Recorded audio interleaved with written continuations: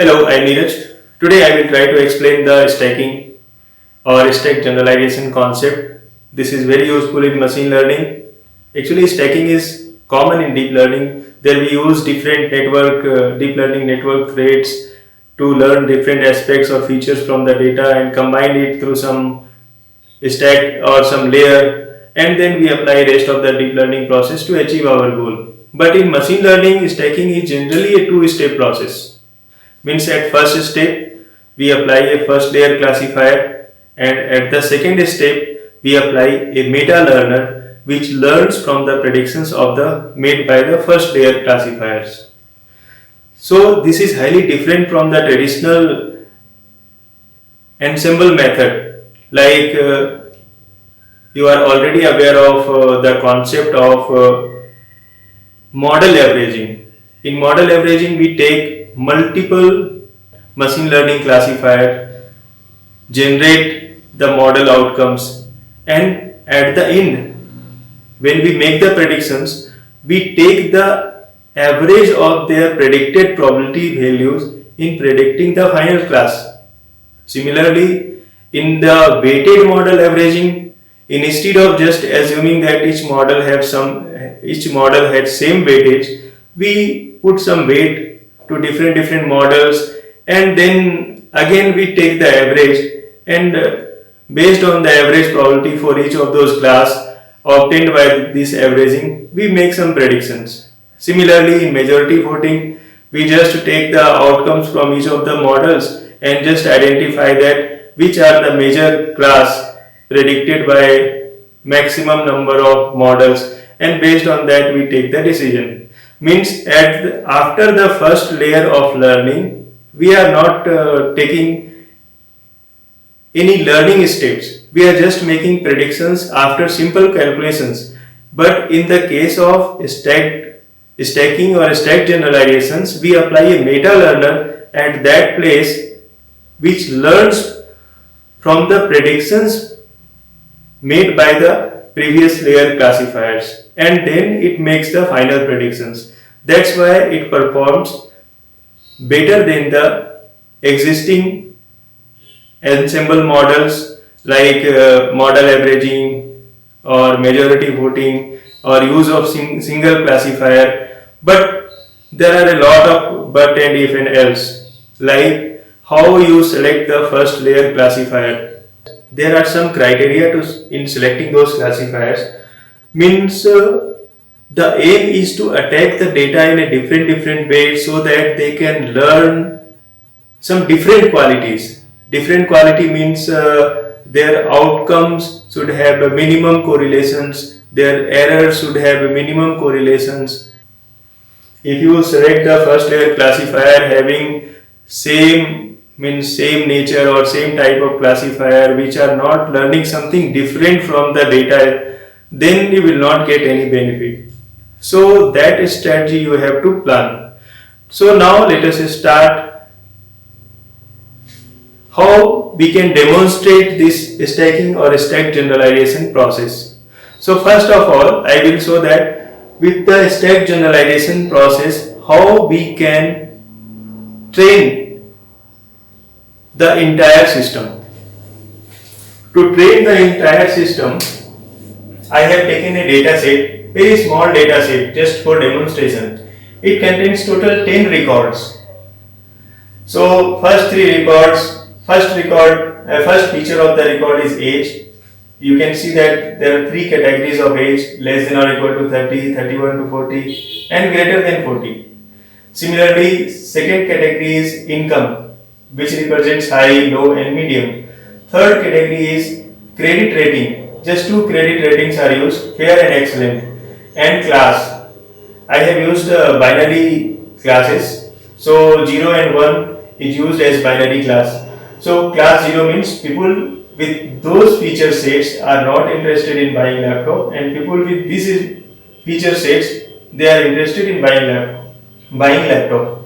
Now we represent all those feature sets by X, and we represent all those class levels by Y. Now we map this record here. So here you can see that 1, 2, 3, 4, 5, 6, 7, 8, 9, 10. This generally represents the record number. Like this is first record, this is second record, like that. I have maintained the same record number here to map the first prediction label. Now, next step is to apply the k-fold cross validation. In k-fold cross validation, what we generally do, we divide the data into k slots and take the k-1 slot for training and kth slot for validation. That kth slot is known as out of fold data, and we repeat the entire process k times. So for here, in the case of 5-fold cross validation, we will divide the data into 5 slots. So you can see that first two, these are the 5 slots. First two records in one slot, this is second slot, third, fourth, fifth slot. I am not going into the details like data shuffling, randomizations, etc. Just for simplicity, I am taking that this is our data so that I can explain the process. So I am skipping those things. So these are our slots. So we have 5 slots. So at the first iteration, what we will do? We will take the slot 1 to 4 for training and the fifth slot for validation. This fifth slot will be known as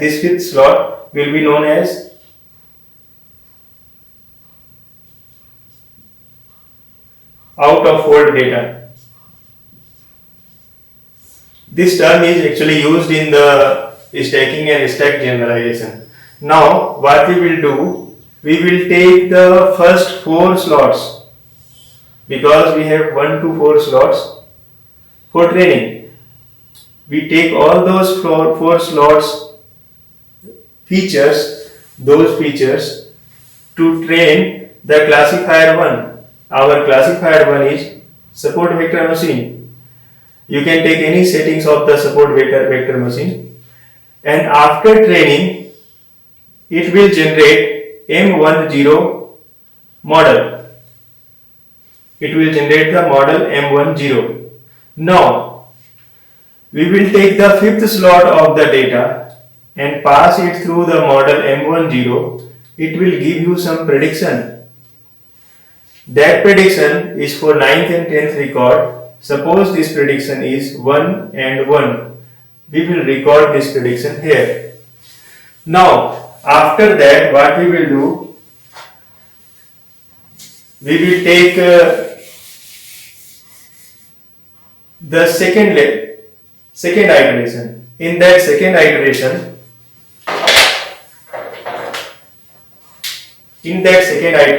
I am taking the slot 1, 2, 3 and 5 for training,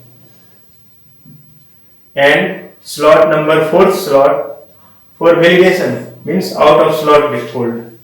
So our out of slot fold will be this, and we will use those data for training. So what new thing we will do? Once it trains, it will generate the model 1-1, and we will use this 4th slot data and pass this 4th slot data. It will generate some prediction. That 4th slot data is actually, this is the just record number. Just for again I will clear that in 4th slot 7 and 8 is the record number. That may be like this record and this record. So these 3 features will be passed to this model, and it will generate some results. Suppose the result is like this. We will repeat. Now we go for third iteration. In the third iteration, what may be the process? And so in the third iterations, our slot 1, 2, 4, 5 will be on train, and third slot will go for out of validation. So here the system will be slightly different. So our this slot and this slot will go for classification, and based on the classification it will generate the model 1 2. Now we will use this out of hold data, because this is our out of hold data. We will pass this out of hold data to the trained model, and again suppose it generates some outcome. So we repeat fourth iteration, fifth iteration, and based on that it generates 3, and then it fills the data here like this. So after all iterations you will fill the entire predictions outcomes that is generated with the help of SVM on 5-fold cross validation. Now we will start with classifier number 2. So our classifier 2 is the neural network. In a neural network, you can take 1 or 2 layer perceptrons, or you can take a simple neural network classifier. So what will be the changes here? Same way we will repeat everything. So in our case, in the first iteration, first 4 records 1, 2, 3, 4 will go for training, and this fifth record will be considered as out of hold. So all 4 records will go for classifier 2. This is our neural network classifier. It will generate model 20. Now we pass the out of hold data to this learned model or trained model and generate the outcome. Suppose it is like this. Again, same way we repeat it for second iteration. In second iteration we may take 1, 3, 5 as a training, and fourth as out of hold data. So here it will be slightly different.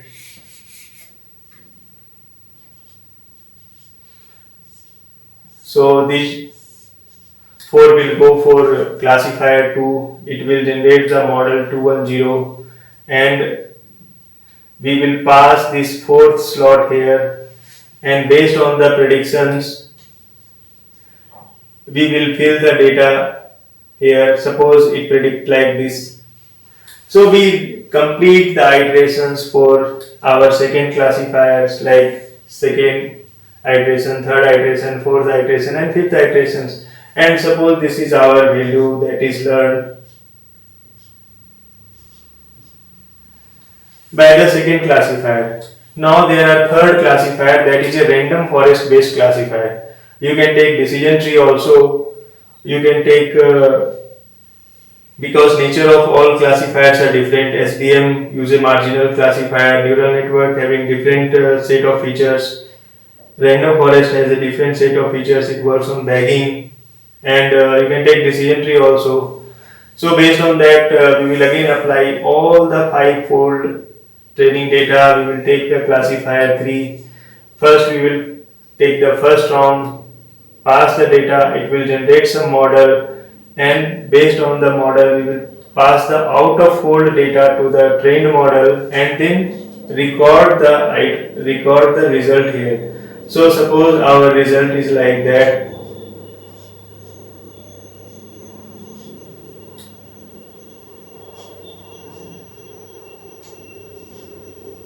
So suppose this is our records. So in that case, you will identify that in this case we have generated total 5 models, like M102, M14. Here we have generated M202, M24, and here M302, M34. 0 to 4, total 5 records, 5 models, counting is there. You already understand how it generates, because for each fold you will generate one model. You can combine all those models and consider as a model M1. You can take all the second classifier model, represent it by M2. You take all the third classifier model and represent it by M3. So M1, M2 and M3 is the array of actually 5 models. Now Y, let us discuss what is Y. Actually Y is our class level. So M1, M2 and M3 predictions results are there for all 10 records. This is our actual class levels that is here, and now we consider this as a new set of feature for the second layer classifier, because for first layer classifier classification task is complete. So the summary is, so for classifier 1 we have 5 models, classifier 2 again we have 5 models, classifier 3 again we have 5 models. So there are multiple ways to use different 5 models related to 3 different classifiers. Some way is to take the pick the best model from each of them. Second is to take all models in the entire testing phase, preserve the entire model and use it in testing phase as it is.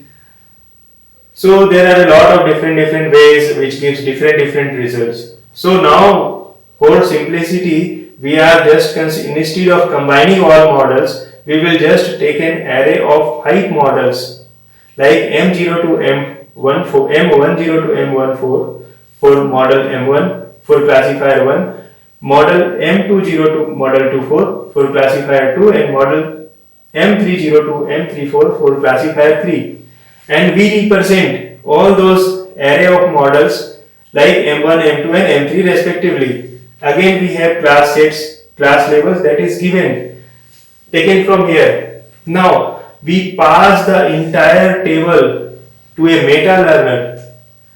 So our classifier for meta model generator, that is called as meta learner also. So in meta learner people generally prefer to use some low level or lightweight classifier like logistic regression.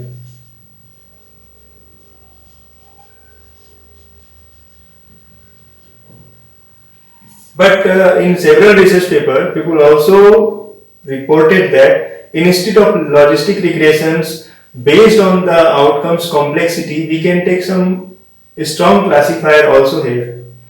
So by taking this as a feature and this as a class level x and y, when we pass those x and y, we will get the meta model. So this meta model will be our final model or second layer model developed by learning from the predictions of the previous classifiers.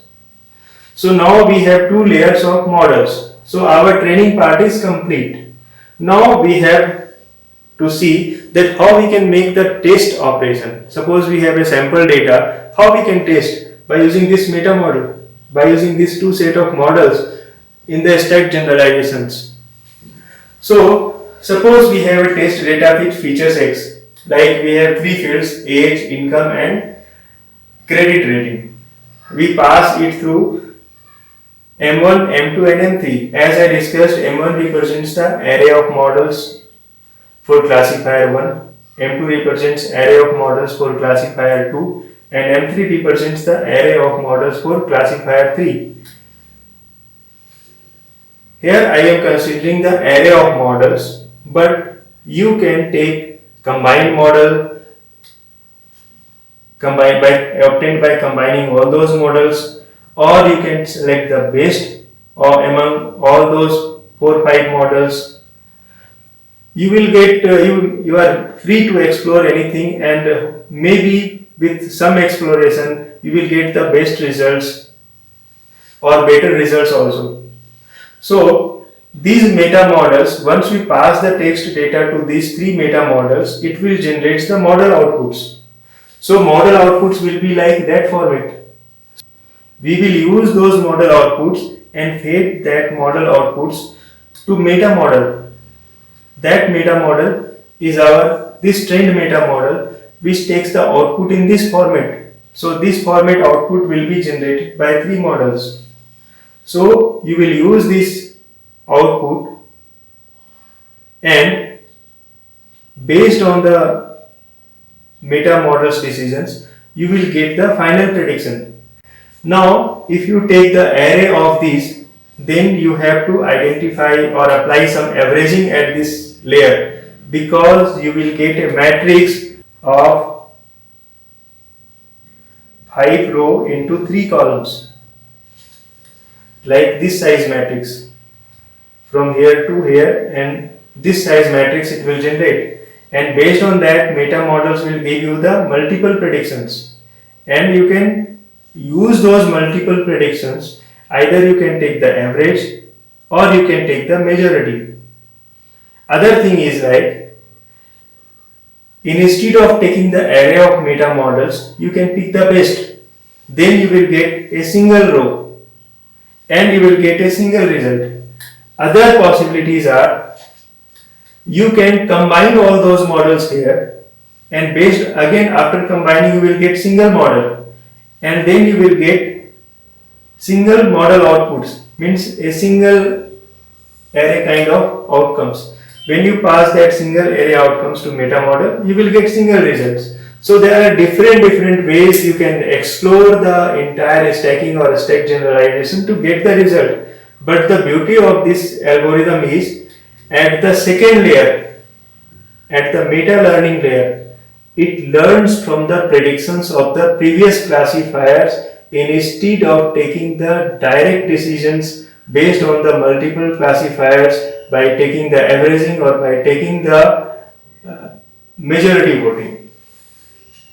So I think after that you will be able to understand that what is stacking, and I have tested several experiments. Suppose you want to develop a system without using deep learning or without heavy use of deep learning, lightweight system with high predictions, then I think stacking will give you a very good solution for you.